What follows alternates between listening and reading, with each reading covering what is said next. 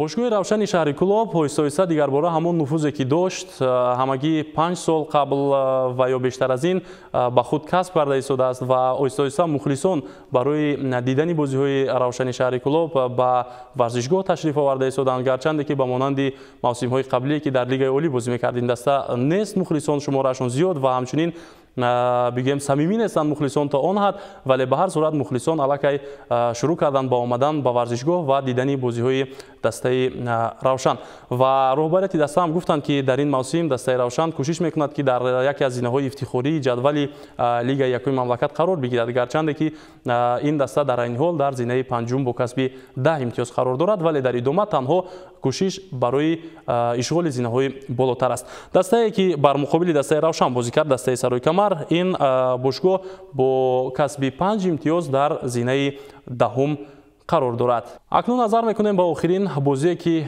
дар ин давр доир гардид. Бозии миёни дастаҳои Локомотив Помири шаҳри Душанбе ва Парвози шаҳри Хуҷанд. Ин рақобат дар варзишгоҳи марказии ноҳияи Рудакӣ доир шуд.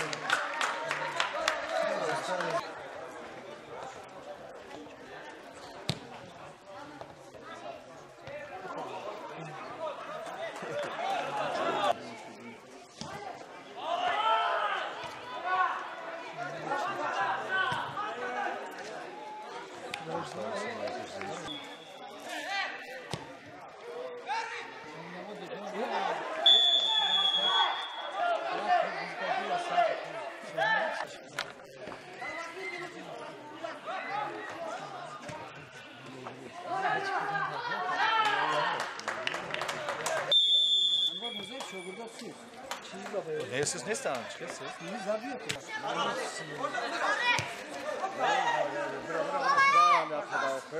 É, sabe, manda show.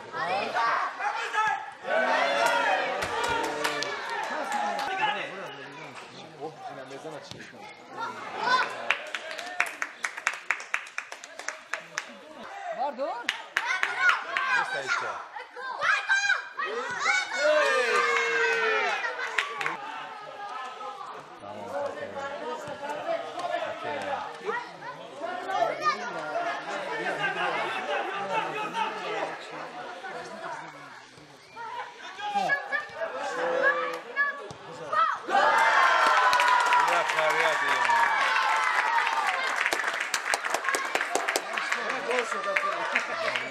E passa ali, mano.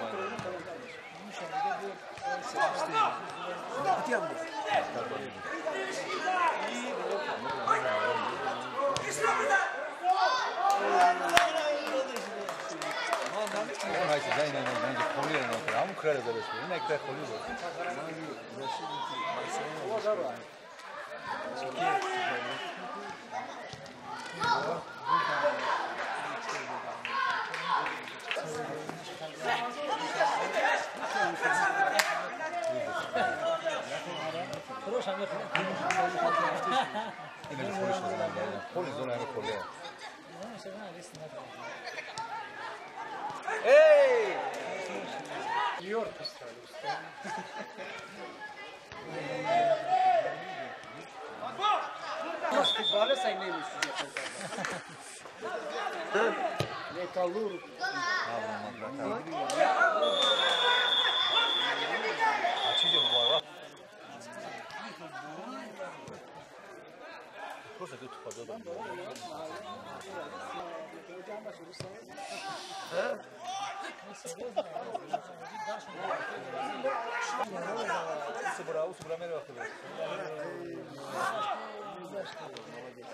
Я говорю, бегал за нами, но успокоиться.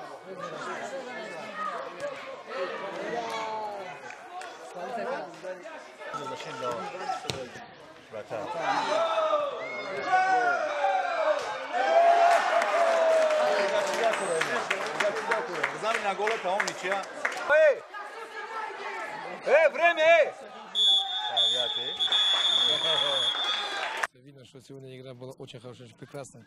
Я хочу, ребят, поблагодарить за самоотдачу, то, что эти 3 очка, можно сказать, мы вырвали, завоевали. Ну, видно, что команда Парвуз очень хорошая команда, грамотная, тактика, технические у них действия, молодцы.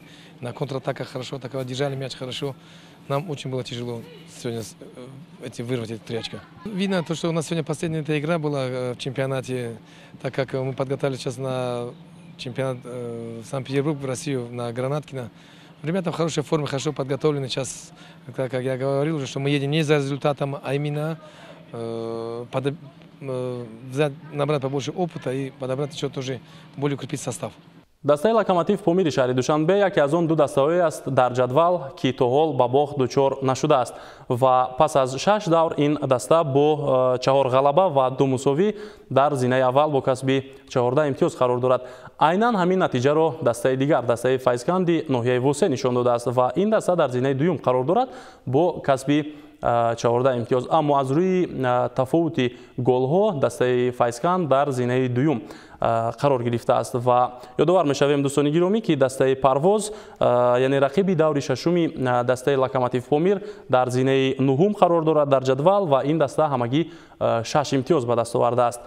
ва дӯстони арҷманд ёдовар мешавем ки пас аз 6 давр дар ҷадвал дастаҳо то ҷои мавқеҳои хешро иваз карданд, махсусан агар таваҷҷӯҳ кунем ба бозиҳои ки дастаҳои Ҳулбуг, Эсхата, Равшан ва Ваҳдат анҷом доданд. ва ҳамчунин ёдовар мешавем ки дар Лигаи Якуми мамлакат ҳоло Тоҳир Маладӯстов аз бошгоҳи Барқшии шаҳри Ҳисор бо задани 9 гол беҳтарин нишонзан аст. акнун ба ҷадвали Лигаи Якуми мамлакат назар хоҳем кард ва ба таври беҳтару хубтар хоҳем дид ки дар ҷадвал дастаҳо кадом мавқеъҳоро ишғол карданд. бошгоҳи Локомотив Помири шаҳри Душанбе дар зинаи аввал қарор дорад, чӣ гуна ки қаблан ҳам гуфтем, бо касби 14 имтиёз ва дастаи Файзканди Ноҳияи Восе ҳамчунин бо касби 14 имтиёз зинаи дуюмро ишғол кардааст ва натиҷаи умумии ин дастаҳо як хел ҳастанд ба ҷуз аз тафовути голҳое ки доранд. Дастаи дигари Восе ин бошгоҳи Ҳулбуг мебошад ки ин даста дар зинаи сеюм қарор дорад ва мебинем ки аз минтақаи Хатлон аллакай ду даста дар қисмати болоии ҷадвал мубориза мебаранд барои ишғоли зинаи аввал ва дастаи Ҳулбуг ҳамагӣ 13 имтиёзро ба худ касб кардааст. ҳоло агар ба қисмати поёнии ҷадвал мо назар кунем, пас мебинем ки дастаҳои Зарафшони Панҷакент, Дӯстии Ҷайҳун ва Шоҳмансури шаҳри Душанбе дар зинаҳои поёнтарин қарор доранд ва ин дастаҳо бо касби 4 имтиёз, 3 ва 2 имтиёз дар таххонаи ҷадвал бигем мавқеъ гирифтанд. акнун дӯстони гиромӣ назар хоҳем кард ба бозиҳои даври ҳафтум ки миёни дастаҳои мусобиқаи Лигаи Якуми мамлакат доир мегарданд. хуб, дар ин давр дастаҳои Равшан ва Ваҳдат яке аз бозиҳои марказиро миёни ҳам доир хоҳанд кард. бозии дигар ки таваҷҷӯҳи аксарияти мухлисони Лигаи Якумро ба худ ҷалб кардааст, ин бозии дастаҳои Дӯстӣ ва Файзкан мебошад. акнун барои дастаи Файзканди Ноҳияи Восе имкон шуд то пас аз баргузории даври ҳафтум дар ҷадвали Лигаи Якуми мамлакат зинаи аввалро ишғол намояд дар сурати ба даст овардани ғалаба.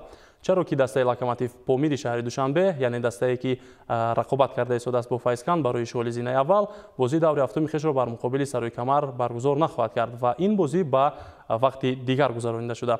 футболбозони дастаи Локомотив Помири шаҳри Душанбе ва сармураббии ин даста Зайниддин Раҳимов ҷалб шуданд ба ҳайати тими мунтахаби ҷавонони то 17-солаи мамлакат ва сафар карданд ба шаҳри Санкт-Петербург ба Федератсияи Русия ҷиҳати иштирок дар мусобиқаи ҷоми Валентин Гранатин ва мо барои ҷавонони то 17-солаи мамлакат албатта барор мехоҳем дар ин мусобиқаи байналмилалӣ. ҳамчунин ёдовар мешавем ки ин як заминаи хубе аст барои омодагии футболбозони ҷавони мо ҷиҳати иштирок дар чемпионати ҷаҳон миёни ҷавонони то 17-сола.